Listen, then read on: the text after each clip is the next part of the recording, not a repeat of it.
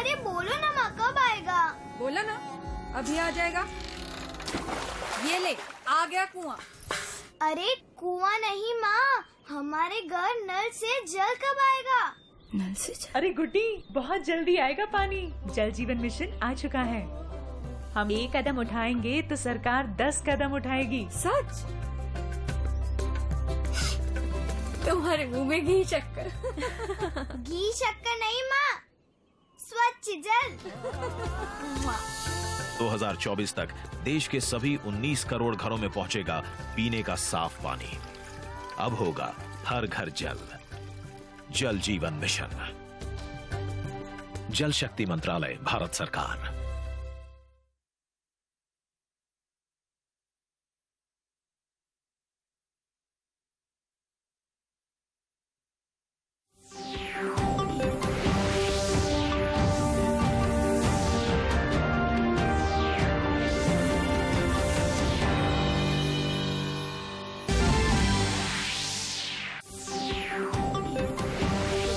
नई दिल्ली में हुई द्विपक्षीय वार्ता में आपसी सहयोग बढ़ाने का फैसला, 4 समझौते पर हुए हस्ताक्षर। झारखंड में पिछले 24 घंटे के दौरान कोरोना के 20 संक्रमित मिले। टीकाकरण के लिए केंद्र सरकार से 2 दिनों में मिले 40 लाख डोज।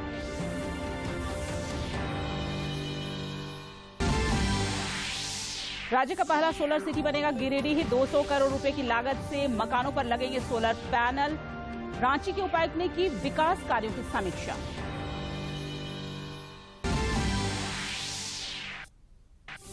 और नवरात्र के तीसरे दिन भक्तिभाव से हो रही मां दुर्गा के चंद्रघंटा रूप की पूजा। राजधानी में पूजा के दौरान रहेगी विशेष चौकसी। नो एंट्री के समय में बदलाव।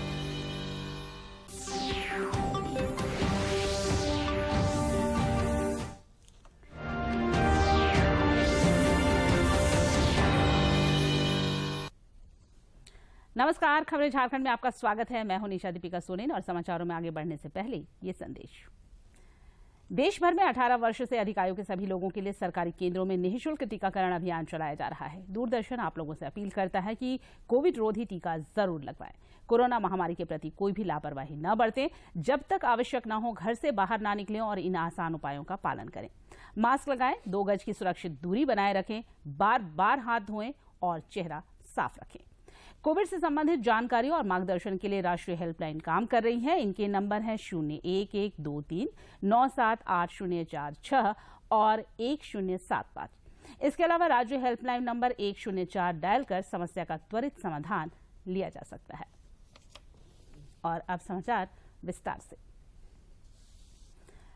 भारत और डेनमार्क ने आपसी सहयोग बढ़ाने के 4 समझौतों पर आज हस्ताक्षर किए। प्रधानमंत्री नरेंद्र मोदी और डेनमार्क की प्रधानमंत्री मेट फ्रेडरिक्सन के बीच आज नई दिल्ली में हुई द्विपक्षीय वार्ता के बाद इन समझौतों पर हस्ताक्षर किए गए। डेनमार्क की प्रधानमंत्री भारत के 3 दिवसीय दौरे पर आई हुई हैं। प्रधानमंत्री नरेंद्र मोदी ने कहा कि भारत और डेनमार्क ने कोरोना महामारी के दौरान भी सहयोग जारी रखा। उन्होंने कहा कि 1 वर्ष पहले हुए वर्चुअल समिट में दोनों देशों ने हरित कार्य नीतिक साझेदारी का ऐतिहासिक फैसला लिया था।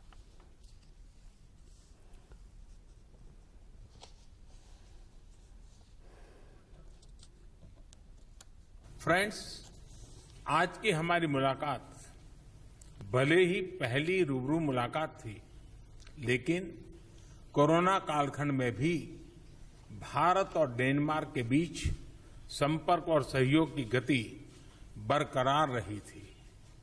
इनफैक्ट आज से 1 साल पहले हमने अपनी वर्चुअल समिट में भारत और डेनमार्क के बीच ग्रीन स्ट्रेटेजिक पार्टनरशिप स्थापित करने का ऐतिहासिक निर्णय लिया था। यह हम दोनों देशों की दूरगामी सोच और पर्यावरण के प्रति सम्मान का प्रतीक है। यह पार्टनरशिप एक उदाहरण है कि किस प्रकार सामूहिक प्रयास के द्वारा टेक्नोलॉजी के माध्यम से पर्यावरण को संरक्षित रख सकते हुए ग्रीन ग्रोथ के लिए काम किया जा सकता है। आज हमने इस साझेदारी के अंतर्गत हुई प्रगति को रिव्यू भी किया और आने वाले समय में क्लाइमेट चेंज के विषय पर सहयोग बढ़ाने के लिए अपनी प्रतिबद्धता को भी दोहराया। देश भर में कोविड के मामले में लगातार गिरावट देखी जा रही है। पिछले 24 घंटे में स्वस्थ होने की दर 97.98% हो गई है, जो पिछले साल मार्च के बाद सबसे अधिक है।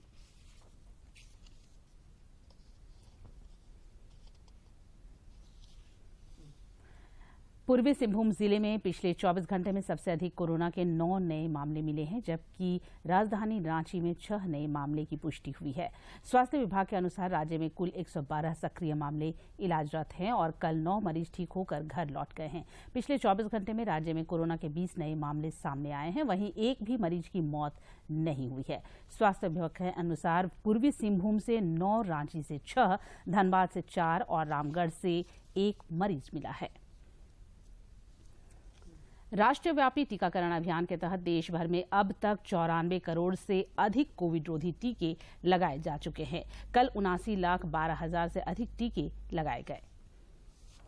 75 लाख से अधिक लोगों को टीके की एक खुराक, जबकि 26 करोड़ 20 लाख से अधिक लोगों को कोविड रोधी टीके की दोनों खुराकें दी जा चुकी हैं।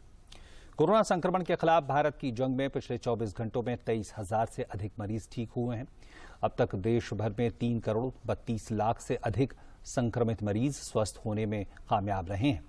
मार्च 2020 के बाद से देश में कोरोना संक्रमण से ठीक होने वाले की दर अपने सर्वोच्च स्तर 97.98% पर पहुंच चुकी है। पिछले 24 घंटों में संक्रमण के 19,740 मामले। ब्रिटेन के बाद अब और देशों सर्बिया और हंगरी ने भारत के टीका प्रमाण पत्र को मान्यता प्रदान कर दी है। पारस्परिक मान्यता में तब्दील हो गई है। अपने दूसरे ट्वीट में उन्होंने लिखा कि कोविड-19 टीकाकरण प्रमाण पत्रों की आपसी मान्यता शुरू हो गई है। भारत और हंगरी एक दूसरे के कोविड-19 टीकाकरण प्रमाण पत्रों को मान्यता देने पर सहमत हुए हैं। विश्व स्वास्थ्य संगठन में कोविड-19 वैक्सीन कोवैक्सीन को अनुमति देने पर फैसला अगले हफ्ते होगा। इसे लेकर WHO ने कहा है कि भारत बायोटेक की कोरोना वैक्सीन कोवैक्सीन को इमरजेंसी इस्तेमाल की लिस्टिंग के लिए अगले हफ्ते फैसला लिया जाएगा। इसके लिए WHO और विशेषज्ञों के एक स्वतंत्र समूह की बैठक होने वाली है। इस दौरान कोरोना वैक्सीन कोवैक्सीन की जोखिम और फायदों का आकलन किया जाएगा और इसके बाद मंजूरी के लिए अंतिम निर्णय लिया जाएगा। कोविड टीकाकरण अभियान को रफ्तार देने के लिए झारखंड को आज केंद्र की ओर से 20 लाख टीके की नई खेप मिली है। कल भी झारखंड को 20 लाख टीके की डोज केंद्र सरकार द्वारा भेजी गई थी। राज्य में अब तक 1 करोड़ 47 लाख से अधिक लोगों को कोविड का टीका लगाया जा चुका है।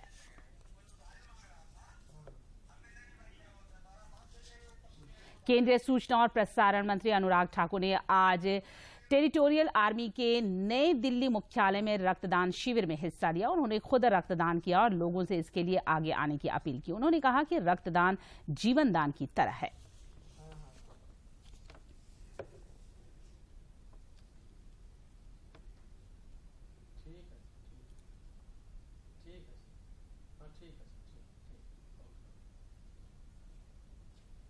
मैं अपने आप को सौभाग्यशाली समझता हूं कि उस परिवार से आता हूं जहां पर पीढ़ी दर पीढ़ी फौज में अपनी सेवाएं दी हैं। मुझे भी टेरिटोरियल आर्मी में अपनी सेवाएं देने का कुछ अवसर मिला है। आज अपने सभी ऑफिसर्स और जवानों के साथ मिलकर रक्तदान करने आया हूं, इस कार्यक्रम का हिस्सा बना हूं। मैं अपने सभी सीनियर ऑफिसर्स का आभार प्रकट करता हूं कि जिन्होंने इस तरह के कार्यक्रम का आयोजन किया, जहां एक और साइकिलिंग के माध्यम से स्वच्छ और स्वस्थ भारत की बात की हमने, दूसरी ओर रक्तदान करके अपनी ओर से देश के लिए एक और भी काम किया है। झारखंड के 2 चिकित्सकों डॉक्टर संतोष कुमार और डॉक्टर भव्य जैन ने कोरोना योद्धाओं को समर्पित गाना से संबंधित वीडियो जारी किया है। तेरी खुदाई और ये जहां है मुझसे ये लेता इम्तिहान है, ये सफर है या है मंजिल, ये सफर है या है मंजिल, कौन मेरा रहनुमा है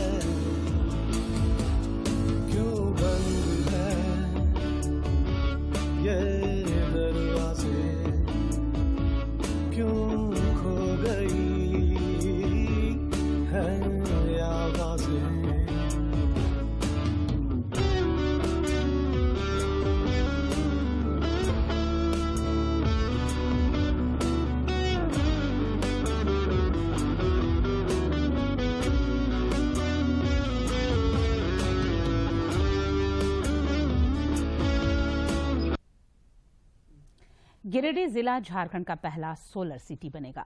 राज्य सरकार ने इसकी स्वीकृति प्रदान कर दी है। गिरिडीह के नगर निगम क्षेत्र के 29,000 से अधिक मकानों पर सोलर पैनल स्थापित किया जाएगा, जिस पर 200 करोड़ रुपए खर्च होंगे। झामुमो विधायक सुदिव्य कुमार सोनू ने प्रेस कॉन्फ्रेंस में बताया कि 1 साल में सोलर पैनल लगाने का काम पूरा हो जाएगा। निगम क्षेत्र में अवस्थित तमाम घर, एक भी घर जिसके पास वैध विद्युत कनेक्शन है वो इससे नहीं छूटेंगे। तमाम घर आच्छादित होंगे। कब से ये योजना क्रियान्वित होगा? मोटे तौर पर मेरा ये मानना है कि 6 माह के अंदर इस योजना की शुरुआत हम लोग गिरिडीह में कर चुके होंगे और अधिकतम 6 माह के अंदर इस योजना को पूर्ण करने का लक्ष्य है। तो मैं ये कहूँ कि इस अक्टूबर से लेकर अगले अक्टूबर तक के बीच में गिरिडीह के तमाम घर सोलर पैनल सौर ऊर्जा से, अक्षय ऊर्जा से आच्छादित हो चुके होंगे। रांची के उपायुक्त छवि रंजन ने आज विभिन्न विभागों के योजनाओं की समीक्षा की। उन्होंने केसीसी के लंबित आवेदनों के निष्पादन के लिए बीडीओ को प्रत्येक बृहस्पतिवार को बैंकर के साथ बैठक करने का निर्देश दिया। उपायुक्त ने फूलो झानो योजना के निष्पादन के लिए भी संबंधित अधिकारियों को दिशा निर्देश दिए। प्रधानमंत्री बीमा सुरक्षा योजना हो, आपातकालीन स्थिति में आपको कोई अगर आर्थिक लाभ पहुंचना है, उन सब के लिए एक सिंगल पोर्टल रहेगा, वो है ई-श्रम पोर्टल। इस पोर्टल के माध्यम से भविष्य में जितनी भी योजनाएं हैं उसका लाभ भी इन सभी लेबरर्स को मिलने वाले हैं। साथ ही साथ अगर कोई मेडिकल इंश्योरेंस है, आपको एक यूनिक आईडी कार्ड भी दिया जाएगा, जिसको भी आप कहीं पर भी पूरे ऑल ओवर इंडिया में कहीं पर भी इसको आप यूज कर सकते हैं। झारखंड समेत देश भर में अलग अलग तरीके से आजादी का अमृत महोत्सव मनाया जा रहा है। राष्ट्रीय सुरक्षा गार्ड एनएसजी की टीम इस सिलसिले में भारत भ्रमण पर निकली हुई है, जिसका पड़ाव झारखंड भी रहा। प्रधानमंत्री नरेंद्र मोदी के आह्वान के बाद पूरे देश में अलग अलग तरीके से आजादी का अमृत महोत्सव मनाया जा रहा है। राष्ट्रीय सुरक्षा गार्ड एनएसजी की टीम राष्ट्रीयता और भाईचारे का संदेश देने तथा आजादी का अमृत महोत्सव मनाने के लिए आजकल भारत भ्रमण पर है।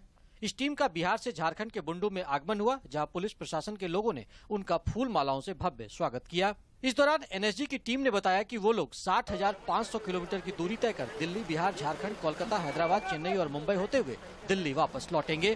दिल्ली से 2 अक्टूबर को चले थे, जहां पर होम मिनिस्टर साहब ने फ्लैग ऑफ किया। उसके बाद लखनऊ में चीफ मिनिस्टर साहब ने, और फिर हम उधर से निकल के वाराणसी और गया, और आज हम जमशेदपुर में आए हैं।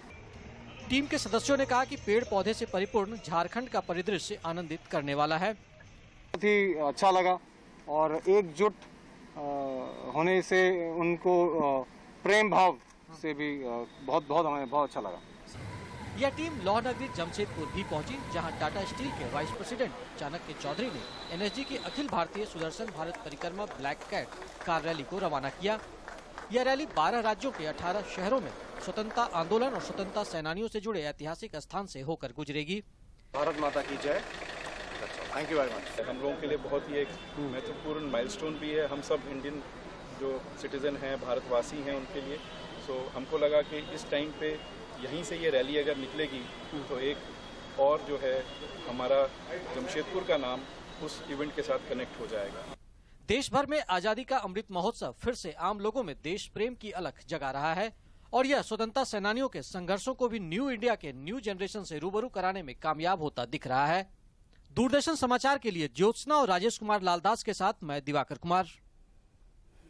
नवरात्र के तीसरे दिन आज मां दुर्गा के चंद्रघंटा रूप की पूजा आराधना की जा रही है।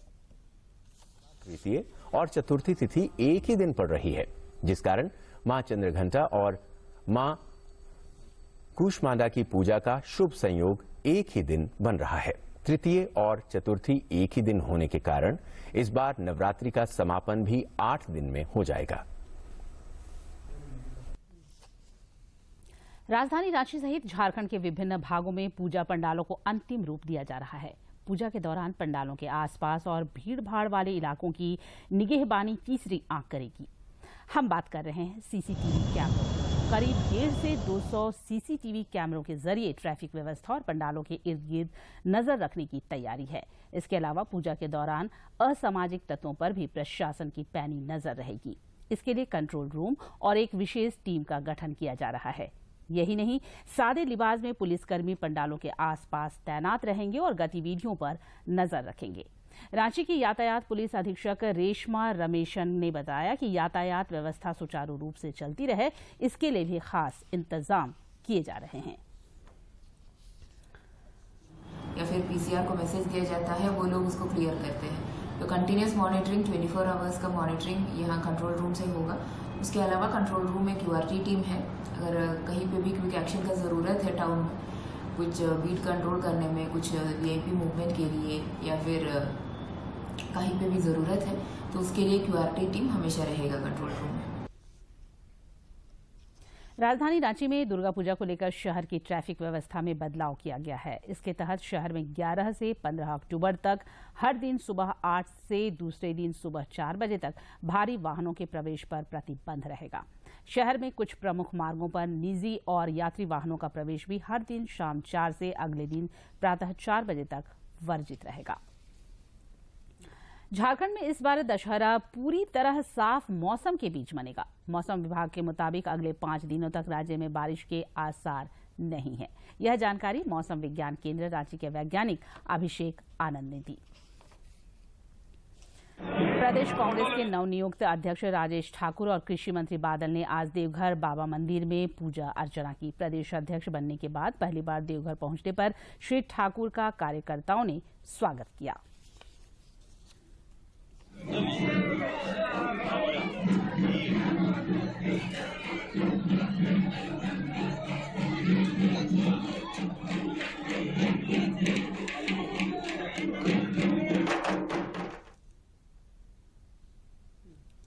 प्रसार भारती ने डायरेक्ट टू मोबाइल ब्रॉडकास्टिंग जैसे नए अनुप्रयोगों को सक्षम करने के लिए आईआईटी कानपुर के साथ एक समझौता ज्ञापन पर हस्ताक्षर किया है। फिलहाल डीडी फ्री डिश डीटीएच के माध्यम से डीडी असम सहित दूरदर्शन के सभी चैनल और कई निजी चैनल प्रसार भारती द्वारा पूरे भारत में बिना किसी मासिक शुल्क के मुफ्त उपलब्ध कराए जाते हैं। डीडी फ्री डिश डीटीएच चैनलों को फ्री टू एयर मोड में प्राप्त करने के लिए सेट टॉप बॉक्स खुले बाजार के माध्यम से एक मुश्त निवेश के रूप में खरीदे जा सकते हैं, जिसमें 120 से अधिक free to air TV channel शामिल हैं, जिनमें कई शैक्षणिक चैनल और साथ ही 40 से अधिक चैनल शामिल हैं। आइए इस ग्राउंड रिपोर्ट में देखते हैं प्रधानमंत्री आवास योजना की बदौलत बोकारो के चास प्रखंड स्थित सतनपुर गांव की बदलती संवरती तस्वीर।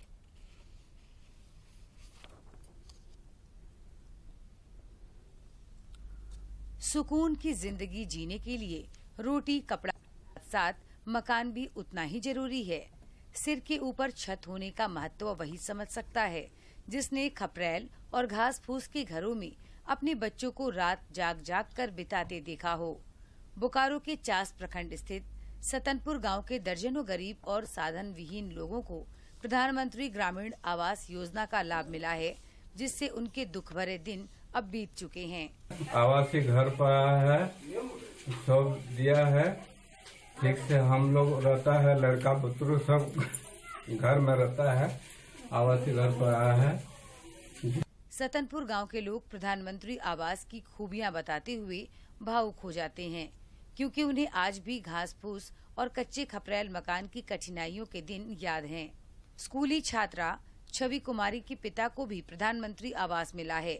पक्के छत के नीचे अब उनके परिवार में खुशियां हैं। बरसात के दिन में बहुत ही पानी गिरता था और बहुत ही रहने में कठिनाई होती थी। रहने का घर नहीं था, तो एक ही घर था। और मेरे पापा के नाम से अब आवास मिल गया है, पक्का घर, जिसके कारण हम अभी बहुत ही सुविधा है उसमें रहने की। स्थानीय लक्ष्मी देवी ने भी प्रधानमंत्री आवास योजना की मदद से सपनों का आशियाना बनाया है। इसमें अब हर तरह का चैन और सुकून है। सरकार घर दिया है, घर को देखिए हम लोग मिला जुला के अपना पैसा मिला के थोड़ा से सुविधा दिया है, हम लोग घर बना लिया।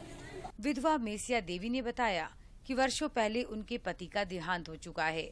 उन्होंने कहा कि अगर उन्हें प्रधानमंत्री आवास नहीं मिला होता तो वे बेटा बहू के साथ दर दर की ठोकरें खाने को मजबूर होती। पहले पानी गिरता था, टूटा फूटा घर में था, घर दिया सरकार तो अभी बढ़िया ही है।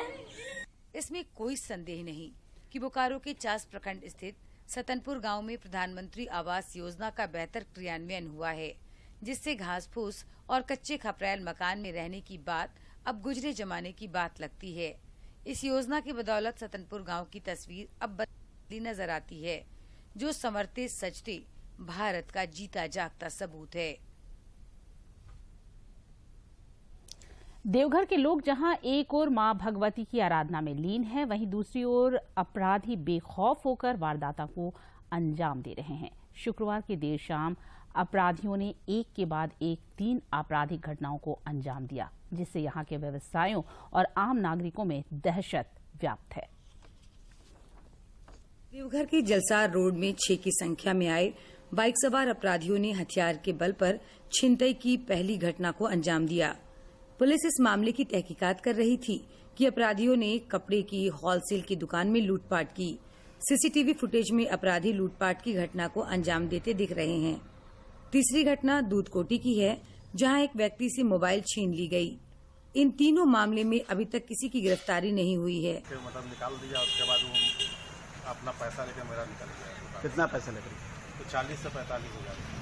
कितने संख्या में? 4 लोग लगभग। 3 आदमी के हाथ में रिवॉल्वर था, 2 आदमी को सामने दिखाई दे रहा है गेट के पास खड़ा था। फायरिंग भी किया है? फायरिंग नहीं किया है, 2 आदमी का फायरिंग वहाँ हुआ। कितना पैसा? 40 से 45 हज़ार रुपया निकाला है। क्या नाम हुआ आपका? 9 बजे से तो चिल्ड्रन पार्क के पास आया तो कुछ 6-8 बदमाश था, तो उसके पास बंदूक था। बंदूक दिखा के पैसा मांगा था, तो हम लोग उतर ही रहे थे, तो हम लोग को मारा। उसके बाद हम लोग भाग गए गोली के डर से। उसके बाद वो गाड़ी लेके भाग गया उधर। क्या गाड़ी नंबर था? JH 15U 2874। किस हॉस्पिटल में काम करता? सदर अस्पताल देवघर। क्या नाम हुआ आपका? कुमार हसमुखलाल वार्डवा है। हाँ। कितने लोग थे वो लोग? 6 से 8 के बीच में था। 6 से 8 पैदल था कि बाइक से थे? वो सब पैदल ही था। देवघर में हथियार के बल पर दिन दहाड़े अपराध की घटनाओं से व्यवसायियों में दहशत का माहौल है। वैद्यनाथ धाम चेंबर ऑफ कॉमर्स के अध्यक्ष पंकज पंडित ने कहा कि यदि पुलिस अपराधियों पर अंकुश नहीं लगाती है तो व्यवसायियों को सड़क पर उतरने के लिए मजबूर होना पड़ेगा। मतलब हम लोग 2 आदमी थे, काम कर रहे थे बस स्टैंड के सामने। मतलब मोबाइल दुकान था, इसमें टाइल्स मार्बल का काम करते हैं। तो मतलब करके जा रहे थे, तो घर से फोन है, हम बात कर रहे थे, तो उधर से मतलब हम लोग जा रहे थे, सामने गाड़ी लगा दिया। तो मतलब हम लोग सोचे साइड कटा के पार हो जाएंगे, फिर पीछे कर लिया वो गाड़ी, थोड़ा गाड़ी में सट गया। 2 आदमी सब एक बाइक में था, 2 को उतर के दोनों मतलब पिस्टल दिखाया, मोबाइल छीन लिया। स्थानीय पुलिस तीनों आपराधिक घटनाओं की तहकीकात कर रही है, लेकिन अभी किसी अंजाम तक नहीं पहुंची है। उधर व्यवसायियों में दहशत का माहौल कायम है। देवघर से मनीष दुबे की रिपोर्ट। देवघर पुलिस ने ब्राउन शुगर खरीद बिक्री के आरोप में 3 लोगों को गिरफ्तार किया है। एसडीपीओ पवन कुमार ने बताया कि हनुमान टिकरी मोहल्ला और आसपास गिरफ्तार तीनों अपराधियों के खिलाफ मामला दर्ज कर न्यायिक हिरासत में भेज दिया गया है। के माध्यम से गुप्त सूचना प्राप्त हुई थी कि ये हनुमान टिकरी के आसपास कुछ लोग ब्राउन शुगर का अवैध व्यापार करते हैं तथा कंज्यूम भी करते हैं। उस सूचना के आलोक में पुलिस उपाधीक्षक देवघर के नेतृत्व में एक टीम गठित की गई थी, जिसमें एसडीपीओ देवघर, थाना प्रभारी टाउन एवं उनसे सशस्त्र बल थे। इनके द्वारा काफ़ी प्रोफेशनल तरीके से टोटल 3 लोगों को हमने गिरफ्तार किया है। उनके पास गिरिडीह जिले के खुखरा थाना क्षेत्र में आज 1 लाख रुपए का इनामी नक्सली कार्तिक महतो ने आज पुलिस अधीक्षक के समक्ष आत्मसमर्पण कर दिया। गिरिडीह एसपी अमित रेणु ने बताया कि इनामी नक्सली पर गिरिडीह और धनबाद जिले में 6 मामले मारपीट एवं हिंसा के दर्ज हैं। एसपी ने बताया कि पुलिस दबिश और राज्य सरकार की आत्मसमर्पण नीति से प्रभावित होकर नक्सली ने आत्मसमर्पण किया। जुड़ा हुआ इलाका है गिरिडीह जिला का, जिसमें नक्सलियों का प्रेजेंस रहा है। उनके विरुद्ध लगातार चलाए जा रहे अभियान एवं कम्युनिटी पुलिसिंग के दौरान किए जा रहे कार्य तथा झारखंड सरकार के आत्मसमर्पण एवं पुनर्वास नीति से प्रभावित होकर भाकपा माओवादी संगठन के सदस्य 1 लाख के इनामी कार्तिक महतो के द्वारा आज गिरिडीह जिला बल एवं CO 154 एवं 7th बटालियन के पदाधिकारियों के समक्ष आत्मसमर्पण किया गया है। तृणमूल कांग्रेस झारखंड में पार्टी का विस्तार करना चाहती है। इसके लिए वह राज्य में संगठन की मजबूती पर बल दे रही है। पार्टी के रांची के बरियातू स्थित प्रदेश कार्यालय में आज एक कार्यकर्ता मिलन समारोह का आयोजन किया गया। इस मौके पर प्रदेश अध्यक्ष कामेश्वर बैठा ने कहा कि पार्टी प्रमुख ममता बनर्जी ही देश में विपक्ष का नेतृत्व कर सकती हैं। दुष्प्रचार का जो लोग शिकार हैं, जैसे भी हो सारे लोगों को आज हमारे एक ऐसे कुछ लोगों को आज ज्वाइनिंग हो रहा है झारखंड। तो सच्चे सच्ची महासचिव। कार्यक्रम के दौरान कई नए चेहरों ने पार्टी की सदस्यता ग्रहण की। मौके पर ही आज ही पार्टी में शामिल होने वाले मुकेश कश्यप को प्रदेश महासचिव की जवाबदेही दी गई। मुकेश कश्यप ने कहा कि वे पार्टी नेतृत्व को निराश नहीं करेंगे और विपक्षी दलों को एकजुट करने में महत्वपूर्ण भूमिका निभाएंगे। संगठन को बढ़ाया जाए और जो देश में भी जो सांप्रदायिक शक्तियां जो काम कर रही है उसके खिलाफ में हम लोग धर्मनिरपेक्ष ताकत जो है साथ मिल करके जुड़ करके लोगों को उबारने का काम हम लोग करेंगे। इसी ओर हम डॉक्टर सुशील कुमार अंकन लिखित, निर्देशित और संपादित फिल्म कुछ पल सुकून के का आज रांची में लोकार्पण किया गया। इस फिल्म की खासियत यह है कि यह पूरी फिल्म मोबाइल फोन के कैमरे से बनाई गई है। प्रेस क्लब में आयोजित लोकार्पण कार्यक्रम के दौरान एक परिचर्चा भी की गई। इस परिचर्चा में आज के दौर में फिल्म मेकिंग में मोबाइल की उपयोगिता पर प्रकाश डाला गया। मौके पर निर्माता अशोक अंकन ने कहा कि आने वाला समय मोबाइल का है और हमें इसके लिए तैयार हो जाना चाहिए।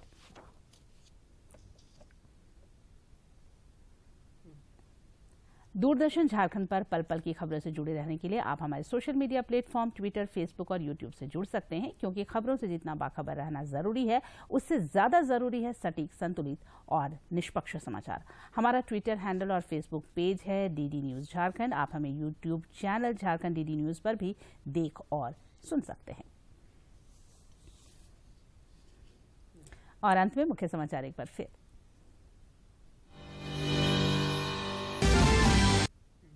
भारत और डेनमार्क के प्रधानमंत्रियों के बीच नई दिल्ली में हुई द्विपक्षीय वार्ता में आपसी सहयोग बढ़ाने का फैसला। 4 समझौते पर हुए हस्ताक्षर।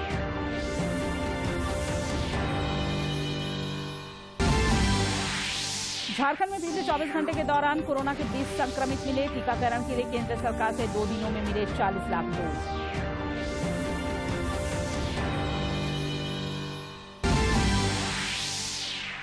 राज्य का पहला सोलर सिटी बनेगा गिरिडीह। 200 करोड़ रुपए की लागत से मकानों पर लगेंगे सोलर पैनल। रांची के उपायुक्त ने की विकास कार्यों की समीक्षा।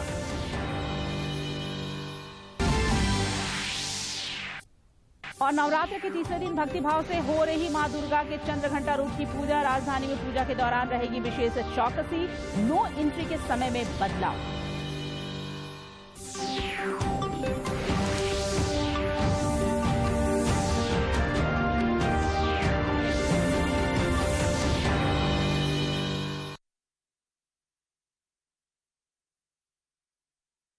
अभी आएगा। अरे बोलो ना माँ, कब आएगा? बोला ना अभी आ जाएगा। ये ले, आ गया कुआं। अरे कुआं नहीं माँ, हमारे घर नल से जल कब आएगा? नल से जल? अरे गुड्डी, बहुत जल्दी आएगा पानी। जल जीवन मिशन आ चुका है। हम 1 कदम उठाएंगे तो सरकार 10 कदम उठाएगी। सच? तुम्हारे मुंह में घी शक्कर। घी शक्कर नहीं माँ, स्वच्छ जल। 2024 तक देश के सभी 19 करोड़ घरों में पहुंचेगा पीने का साफ पानी। अब होगा हर घर जल। जल जीवन मिशन, जल शक्ति मंत्रालय, भारत सरकार। आज बहू ने मुझे मेरा नाम लिखना सिखा दिया। हाँ। ले, आज इसी खुशी में मुंह मीठा कर ले। तो तू अभी